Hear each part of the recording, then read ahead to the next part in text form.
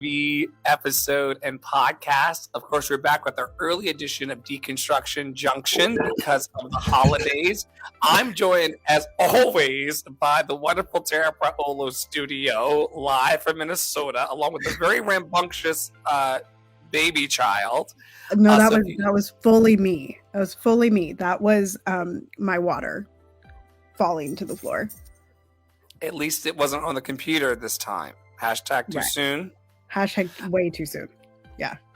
I'm Dr. Flo, online coach and mentor. I work in a network called Love in Action Network. We encourage, equip, and empower folks to use their time, talent, and treasure to do good on the planet. And so if you're out there today and you need some support, or you're trying to take things to the next level and you would like some attaboys or some skills, myself, Poppy Water, and Tara Praolo would love to help. Speaking of which, Tara Praolo's on deck today as our co-host.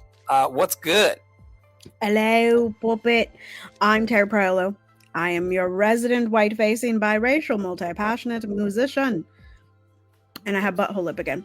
And I talk about the ish that nobody wants to talk about and push you to do the same. See, what happens is I put a lip stain on, but then I ate pizza, and that's greasy, and the lip stains, they go through a lot, but they do not withstand the grease. You know what I'm saying?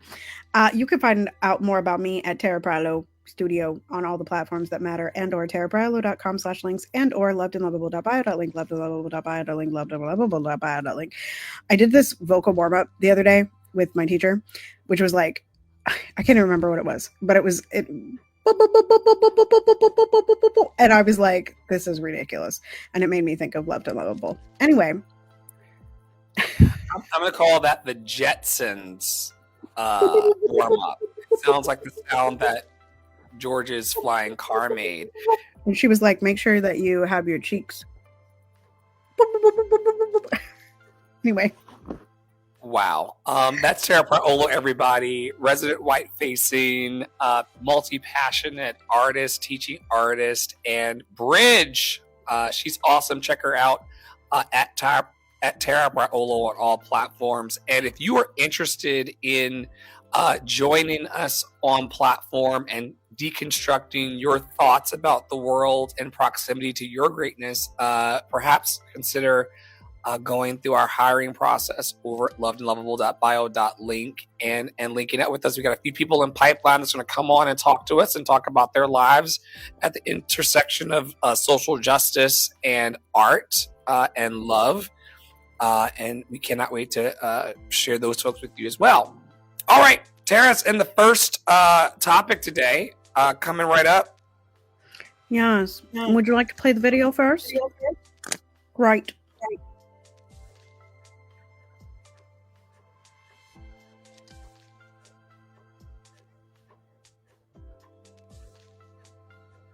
I think people are struggling to see Wicked as a political movie because it was, in fact, workshopped by, originated by, and written for a white woman to play Elphaba. Sekon Singblow was the first black woman to play her on Broadway. I don't know how far into the musical's run that was, but full-time, I'm pretty sure it's always been a white woman. I'm probably wrong, but I know that it still was originated by a white person, and because of that, it has sort of, until now, been a kind of white oppression fantasy of what if a white person wasn't white? How would they be treated? Which is a very empty and tone-deaf position to take. Now, casting Cynthia Erivo, cementing her as Elphaba in the media space, in the cinema space, I should say, closes that gap. There's no longer any guesswork to be done. There's no inference. It is a direct parallel to how we put black women on the forefront of change. We put the world on their shoulders, and then when it comes down to it, we are all like Glinda, and we do not show up for them. We do not get on the broom with them. There's a part in the movie when Madame Morble literally says the color of her skin, of Elphaba's skin, is a direct manifestation of her internal wickedness. The wizard is a fascist who is committing genocide against the sentient animals. These are thinking, speaking creatures, because he says the people of Oz need someone to blame for their problems, and the animals are a perfect scapegoat. They talk about how historically they ate the sentient animals when food got scarce in Oz. In the penultimate song, Defying Gravity, Elphaba says to Glinda, I hope you're proud how you would grovel in submission to feed your own ambition.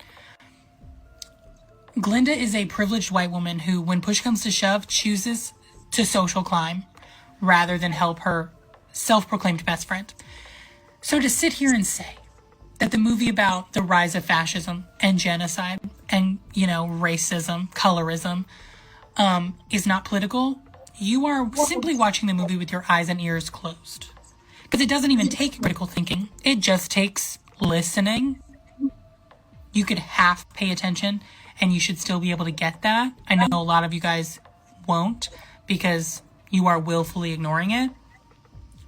But I think Wicked could not have come at a better time, given the rise of fascism here in America and the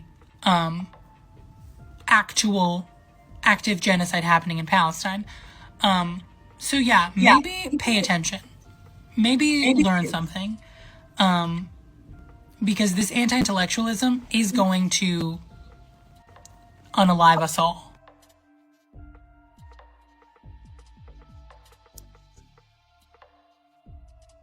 Holy moly. So what I wanted to say about this, and I'm going to talk about this in my Spill the Beans this week on Friday, before my company comes into town. I see this was like one of the first videos that I saw that combined the idea that Wicked could be both a racialized story and a politicalized story, or a political story. And I think it's really important that we don't separate the two, because I see a lot of people talking about it and they're like, this is Trump. And I'm like, why are we centering a white man? And then they'll be like, it's all about Glinda. Why are we centering a white woman?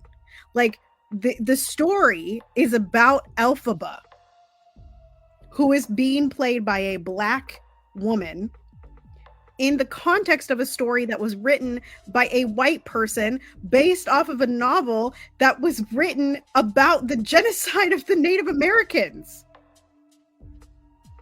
Like, this is one of the things about literature that I have learned from Book Talk. And I mean, I've noticed before, but like Book Talk has really cemented it for me, particularly Black Book Talk and Native Book Talk, which is like, the imagination of white people is only what it has already happened. This is why like J.K. Rowling's books are so problematic, even outside of like J.K. Rowling spewing her hatred across the whole internet.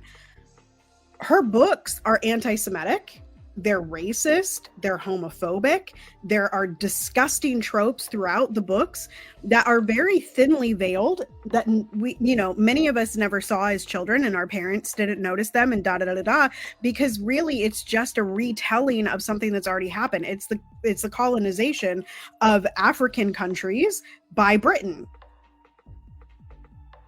Right? It is the existence of Jewish people inside of Europe. That's the retelling of Harry Potter, right? And so it's the same thing here, that when we have books and when we have works of art that are written by white people, that are often telling the stories of Black and brown and global majority people, that we get this sort of debate. But I really enjoyed that person's video because it did say, like, never once was Ariana Grande mentioned, never once was Trump mentioned. It was just, this is what's happening. There is a rise of fascism and there is an active genocide. And one thing that I never noticed before was how they were treating the animals, right? Like, that they're literally eating the animals. They're eating the animals in Wicked, the ones that talk. And then they're actively silencing them. Y'all remember Have you not read Gregory Maguire's book? I've never read the novel. I've only seen the show several times. And so I'm sure the novel digs deeper into it. It's quite graphic, actually. While I ring. I'm ringing. She's ringing. We got it. We found it. Lord Google was like, girl. The book is quite graphic in and of itself. And to your point, this young green woman creature did not ask to manifest on the planet as green, in the same way that nobody Black or brown asked to be black or brown here. And this whole evil, wicked witch narrative that was constructed was exactly that. So is Wicked a race story or a political one? Yes. Yes. Yes, because people are being vilified in the way that Elphaba was for something they cannot control. Her father was doing some dirty dealings in the dark that created that situation. Right. And doesn't it end up, I can't say that part because that's a spoiler. Anyway, it's been 20 years, you guys. If you haven't seen it, you haven't seen it. But the wizard is. Oh yeah. Spoilers. Uh-oh. Let's see the movie. I haven't seen the movie, but I'm presuming Next it's in slide. the movie. Next slide because you're on to something that you would have to be paying attention to with the green elixir and the musical and the dancing. Yeah, listen. Oh, and the dancing. Have you seen it? Like it's the same. It's and the way she spreads, on the table, and that's a kids show. Speaking of spreading on the table and kids and shows and what we can protect the kids from, let's talk about book bans. I've been going on all week about book bans. I think they're the most hilarious thing. And I wanted to take some time today to just riff about the fact that I don't think as it relates to people on the internet screaming, they're coming for the books, they're coming for the libraries. Y'all know nothing about how hard drives operate. Y'all know nothing about how zip files operate. You know nothing about the wide open internet and open source technologies because the books are not banned. We're just not telling the kids about them. The books are not locked in the libraries. They're in apps now. If I wanted to give a child in my life a copy of To Kill a Mockingbird, I could just send them an EPUB into their phone. I could send it on open platforms like Telegram and just give it to them and say, read this whenever you want. We all have these radio devices. We're going to have to really be clear about the voices we want to give power to, especially over the next 4 years. I don't take the people who are out here protesting about book bans seriously because we have people who are being treated like Elphaba every day in this country. They need clean water. They need more opportunities to make money. They need food. And while I would like to believe in, the save the books situation, I know too much about technology.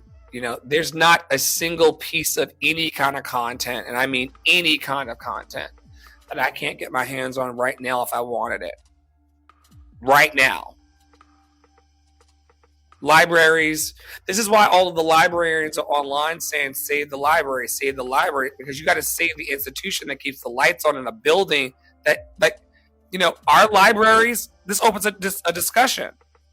So I think a baby's being changed in the middle of the show. But this opens a discussion around, are libraries necessary? And I don't want my librarian friends to send me any, doubly spaced messages. But how do you feel about book bans? Listen, y'all. Bibliographies. I understand that book bans, what do I want to say? I understand why y'all get upset about book bans. I do. I get it. Oh gosh. And the reason that I get it is because you have apparently been able to read one of the first steps of fascism/genocide, right? Which is to eliminate the culture, right? And you do that by killing the music, killing the books, killing the, you first eliminate that, right? And so kudos to you for recognizing the first step of genocide right?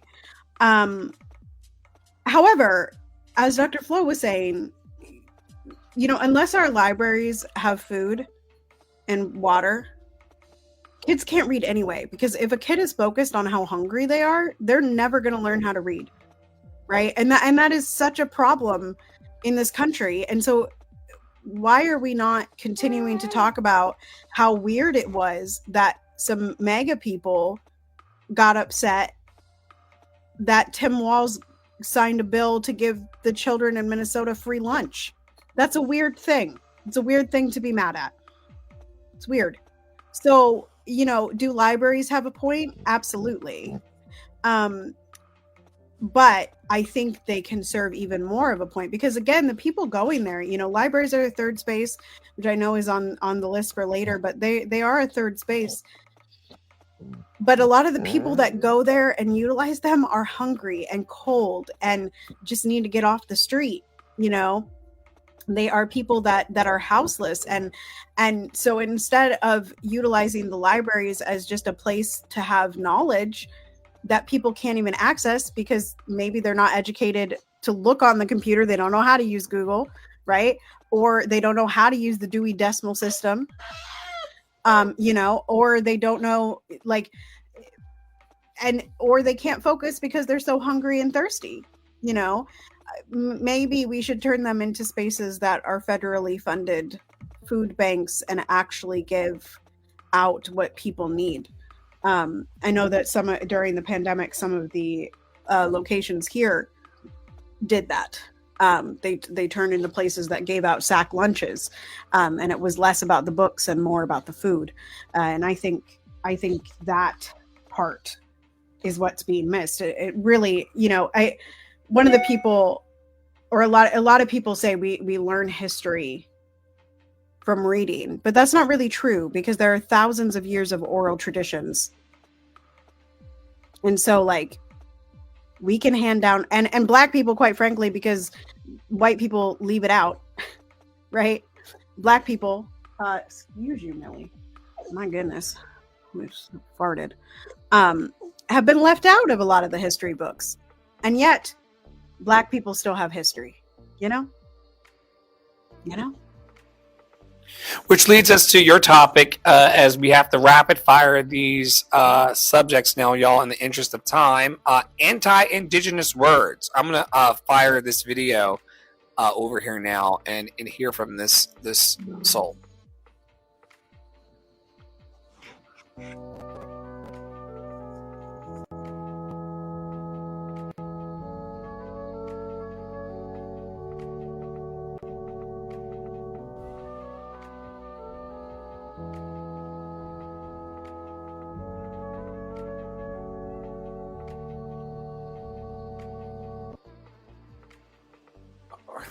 We'll play that one more time.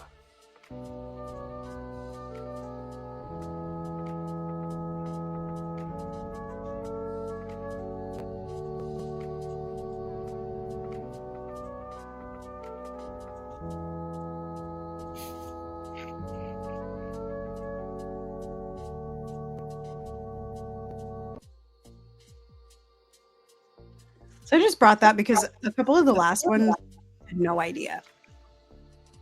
That, the fort one, no idea.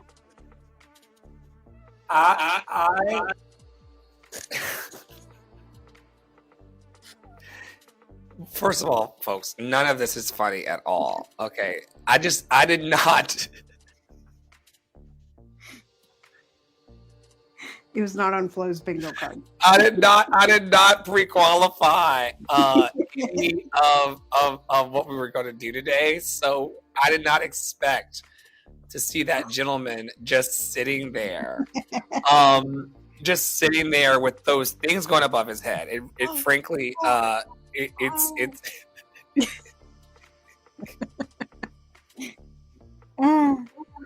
I've also lost complete control of my screen. There we are. We're back now.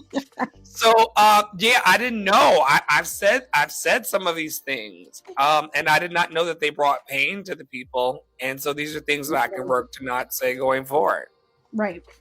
That's part of why I wanted to bring it today, just because we are, some people are celebrating the genocide and massacre of Native Americans this Thursday.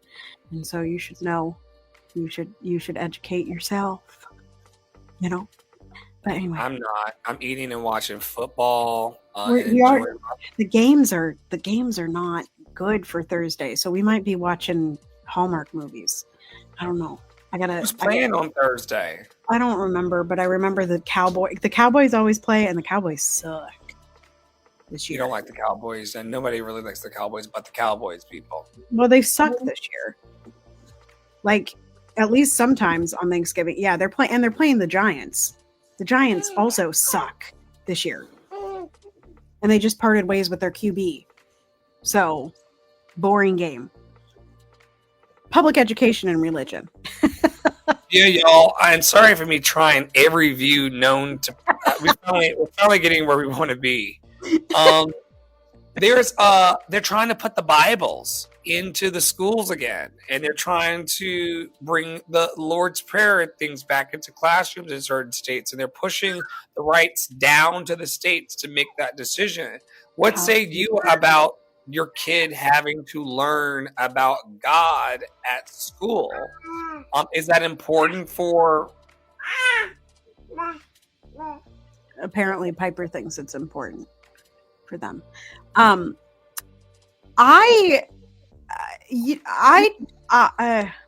I'm a horrible person to ask this question to, because I don't believe in any religion or spirituality, really, truly. Like, I don't understand why we think we need that replacement. It's a lot of it to me is a escapism from like true community and from actually talking to each other and from being with each other. And I think that's weird. I just think that's weird. Now, I also think it's weird, and I've always thought this about religions. Like, why must you force your beliefs down my throat? Why? Why? What is the point? And so the Bible thumpers are the ones that are most guilty of this, right? Like, I don't come across a lot of other religions that are like, you must repent to go to heaven. And I'm like, okay, for your God giving me birth on this planet, that's a weird thing to repent for. But okay. So I don't really think religion belongs in school, but I also believe that children and people should be able to explore multiple religions, as I know that you have. I intend to. There's a reason why Piper wasn't baptized. I mean, Piper's grandparents are both sets Christian, great grandparents Christian. I was technically baptized. I did the first communion thing, but I intend to let Piper, when Piper is old enough, explore and learn and decide if they would like to be part of religion at all. And if they would like to be part of a religion, which religion they would like to be part of. I don't think that should be learned at school, potentially by a teacher who has an extreme bias, which many of us have extreme biases about religion. Most people are not like you and me, who are like, whatever, believe in what you want to believe as long as you're not hurting me. Most people don't do that. Most people are, you must believe what I believe, otherwise you are wrong. And otherwise you're not going to heaven, or you're not, taking the yellow brick road. Right? Like you may not reach the golden gates. You will not return to Hobbiton. You will not be the king of Gondor. None of these things will happen for you. You'll not get your 20 virgins. Right. Exactly. It's wild. Yeah, I never thought about that. I'm with you now. If they're going to introduce a Christian God into the classroom, they have to also introduce all of them. Yep. And all of them meaning all the ones from indigenous peoples, all the ones from African peoples, I'm talking all of it, including giving me as a I'm not a Christian anymore, but if I were a Christian student and I wanted time to pray towards the east or the west or whatever they do in Islam, then there needs to be accommodations and mats for the kids to pray and Correct. to do their salutations and things like that under that religion as well, I feel. Correct. Yeah, when I had Piper on that floor, on the postpartum floor, yes, where we stayed for a few days, there was a room dedicated to prayer. And it was an open, it had things from Islam, it had things from Christianity, it had things from Judaism, and I thought that was really cool to just have on that floor, and it was an open thing. It was like, well, you may need to have your private time in this room, but here it is for those of you that do pray. And I think I like that in school, and instead of, also, the other thing is, like, kids get ostracized by each other because there are religious kids and there are non-religious kids, and that's when we get the staring and the making fun of when people do have prayer times. Well, let's just normalize it. Okay, here's a prayer time, and you pray however you feel you need to pray, right? If your family has taught you to pray facing a certain direction on a mat, then you do that. If your family does not partake in that, then maybe you read a book, but everybody participates in it, not in the belief and not in the indoctrination, but rather in a community of accepting all beliefs that are not harmful, right? Wonderful. The producers are telling me we got 5 minutes on the clock, so we got to keep moving through. Your topic, fashion is political. I feel like this is a longer video, so let's save this one for next time. All right. I feel like we've already talked about safe spaces and third spaces. I feel like right now, people are wanting to belong in the world. Religion is a big reason why people it's a big way in which people connect in the world, and church is part of that. I'm getting curious these days about where are the areas that aren't church spaces or the library where people are going to have fun and to be joyful and playful humans. And so I wanted to talk a bit about where we are building third spaces and where we are finding third spaces in our lives for like 2 minutes on the clock. I want to talk about the word safe as well, because I think that some people get that confused with comfort. It's okay to be uncomfortable in a safe space. And you may well be uncomfortable in that safe space that was built for, other people. I often say that, like, and Build the Table was this way, right? That it's going to center those people who are more marginalized, who are more oppressed. But if you are a white person that wants to observe, you may be uncomfortable with some of the things that come out of our mouths, but it's still a safe space for you. It's still a place where you can be, right? You're not prioritized. I'm not talking to you, and I may say some things you don't like about yourself, but it's still a safe space for you, right? So I try to cultivate spaces and do cultivate spaces around music, right? And I think we both do that. And I think any place can be a third space in that way. Any space where you can have a floor and some hands, you can make music, right? Any place that you have somebody that can speak, you can have music. And that's a third space. Like, something that I imagine often is, like, in the summer times, going to the park and saying, we're going to have a gathering, and just doing improvisation. I don't know why this kid is so uppity right now, but we're uppity here.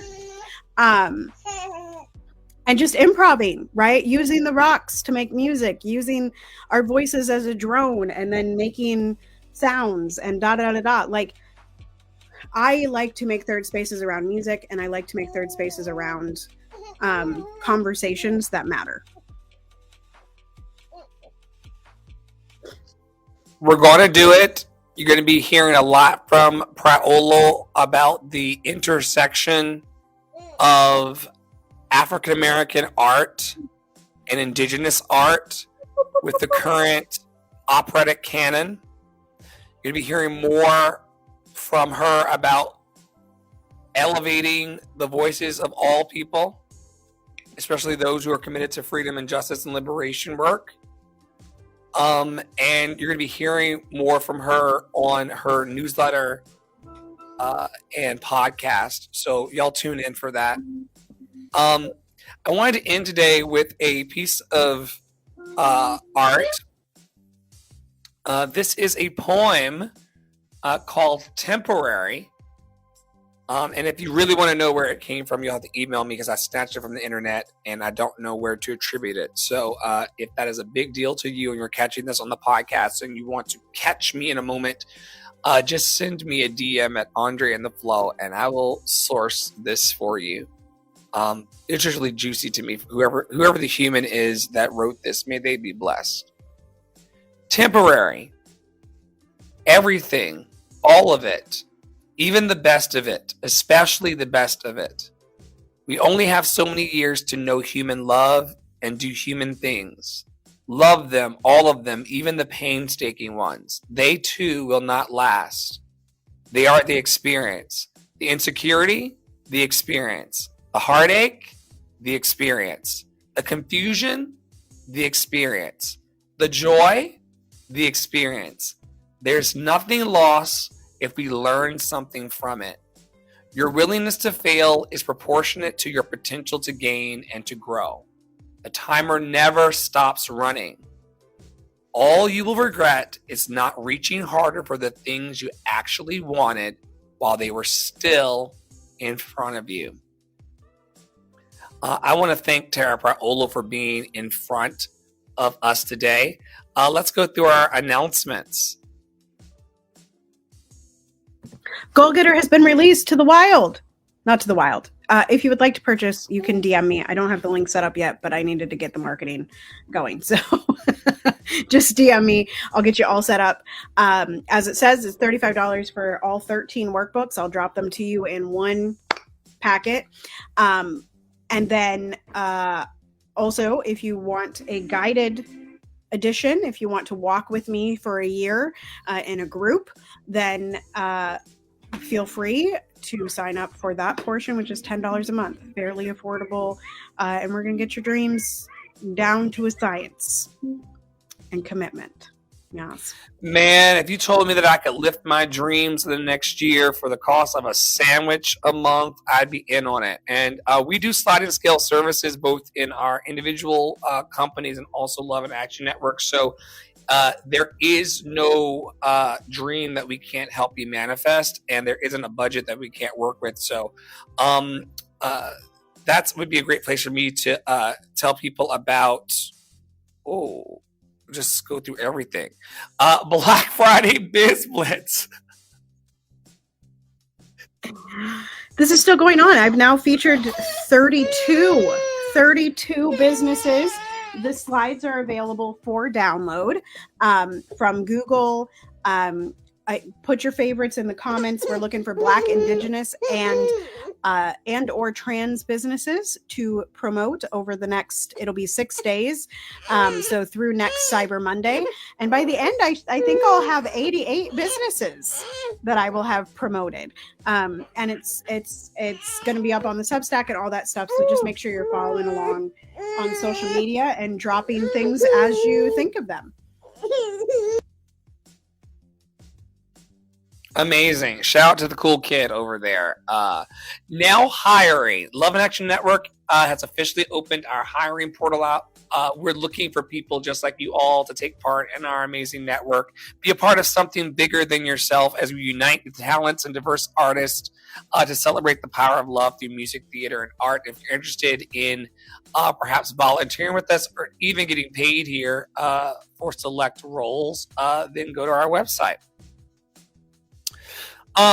It is our hope here in the network that you would feel encouragement, equipment, and empowerment from us, that maybe seeing us live our dream for the last 30 minutes or so here today has made you feel like you can do it too. As you can see, we bring our messy selves, our messy lives, our wild experiences of the day, just as we are to the mat of life. You can also see that even though it's the holidays, we still were disciplined and dedicated to. Is that the dog? That was the dog growling. Yeah. Like He's right here. Wow. We're dedicated to helping you cook your dreams, folks. So just let us know how to get at you. What are your closing thoughts, Tara? I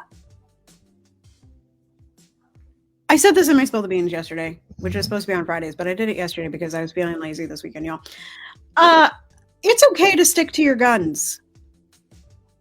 Like, it is okay to have a belief or want to center a certain group of people that, you know, you're not causing harm and they're not causing harm. It's okay to stick to your guns in that and continue on, even if it makes other people uncomfortable. And a lot of the things, as you become more radical, as you come across more radical beliefs, as you come across people that, like Dr. Flo and I, that are speaking radically, you're going to get uncomfortable and the people around you are going to get uncomfortable. And I just want you to know that that's okay and to keep going because you are not alone, because we're here with you. You're not alone. Yeah. Want me to take us out? Continue to be anti-racist, be safe, wear a mask, make good trouble, do good work. I love y'all hardcore. You are loved and lovable. Tell 5 people that today. Nobody can change that. Joy is our collective revolution. Step into it and belong to it. And we will see you next time.